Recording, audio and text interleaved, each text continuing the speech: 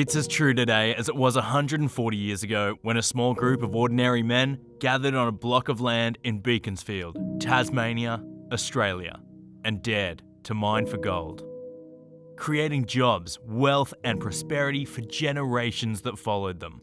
Today, the same hard work, grit, and vision, so valued by these founders, has led to a great new chapter for the Beaconsfield Gold Mine, which had produced close to 2 million ounces of some of the richest gold in Australia by the time operations ceased in 2012. A new report has revealed there's at least $1 billion in gold still to be mined at Beaconsfield. The report shows the lower section of the mine has an estimated 483,000 ounces of gold. It also says there's significant gold potential in the upper section of the mine. Beaconsfield, once Tasmania's richest gold town, has a past coloured with stories of gold, wealth and survival, and a rich mining heritage that continues today.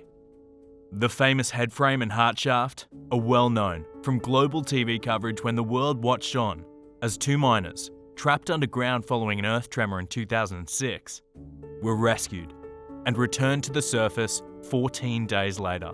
This old part of the mine is now excised off as part of a museum and is now the site of the Beaconsfield Mine and Heritage Centre in the township.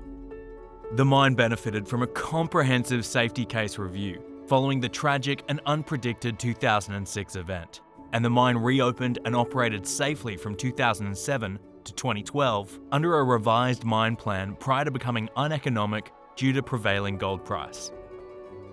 Beaconsfield Gold will learn from the prior operations and ensure the mine construction and operations will be to world's best practice at all times. A new, superior access to the gold ore will now be provided by a modern decline, an underground ramp to provide machine access, connecting to existing tunnels 415 metres below surface. Otherwise, all infrastructure is in place and refurbishment of the fully equipped plant is underway to ensure everything is in good working order for gold production to commence. In addition to a reduced footprint on the landscape, the project will first start with the environmental restoration of all areas affected by previous mining. The first cleanup is the wetlands, which contains commercial quantities of gold at 3.2 grams per tonne across approximately 80,000 tonnes. It is expected that this ore will be moved and ready for processing before the end of 2020 and enable significant cash flow.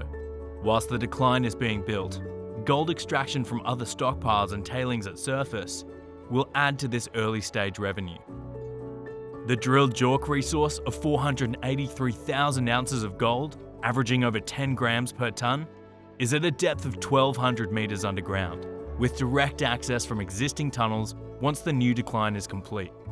The old-timers in the late 1800s mined 1 million ounces of gold, at an average grade of nearly an ounce to the tonne, from the main Tasmanian Reef, from surface down to about 415 metres.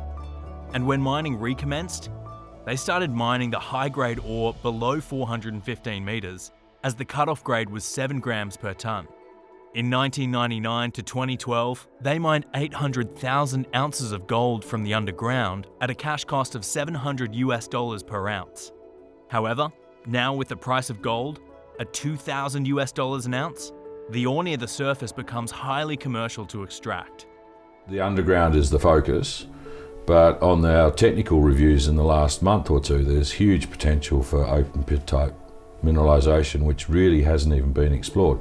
The Tasman Reef, which is the main mine in Beaconsfield, outcrops at surface for 500 metres of strike length, and there's been no exploration of note, even at the outcrop. We know that the ore body continues at very good grade at depth. I think the deepest hole there is 200 metres below the last development workings, and that went 2.5 metres at over an ounce to the tonne. So there's a lot of life left in Beaconsfield yet. To me, it's a company maker. It's in its own right, forgetting about the concept of what we're doing with Helia and expanding production at our flagship Helia project. Of course, none of this happens without good people and local and statewide support. When we think of the regional community, we think of a prosperous future and the generations to come. For NQ Minerals, we are committed to be here for the long haul.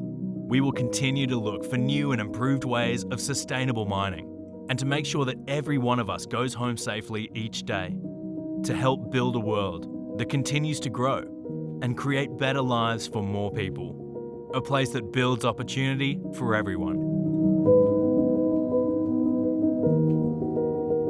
Think gold? Think NQ Minerals.